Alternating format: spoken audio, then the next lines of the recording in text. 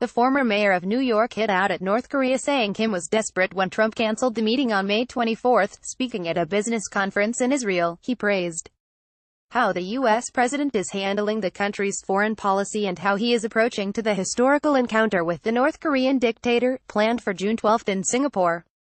Mr. Giuliani said, "The president is optimistic but is not unrealistic. Look at how he handled Korea and Iran, much differently than the prior president, who left a terrible mess in both places. So that's why he had the capacity to cancel the meeting with Kim Jong-un, only to find that Kim is begging now for a meeting." Rudy Giuliani. So the president have very optimistic goals, but he is not going to sacrifice safety and common sense to reach those goals. So that's why he had the capacity to cancel the meeting with Kim Jong-un, only to find that Kim is begging now for a meeting, so he changed the whole dynamic of the negotiation. Trump first announced he would hold a meeting with Mr. Kim on May 10. Kim Jong-un begged for the meeting to be resumed, claimed Rudy Giuliani. Kim Jong-un and Donald Trump are set to meet in Singapore on June 12, but he decided to cancel the summit after Cho Sun-wei, a vice minister in the North Korean Foreign Ministry, called U.S. Vice President Mike Pence a political dummy, and warned of a nuclear showdown. The meeting was officially back on by June 1 after U.S. talks with North Korean envoy General Kim Yong-chul, who headed to the White House.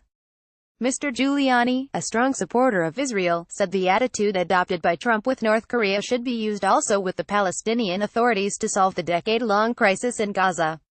He said, "That's what is ought to happen here, change the dynamic of the whole negotiation. The Palestinians have to be willing to take steps they haven't been willing to take before." Rudy Giuliani represents the U.S. president in the Russian investigation. Mr. Giuliani, who represents the U.S. president in the Russian investigation, later rejected suggestions his comments might sour the atmosphere ahead of the summit.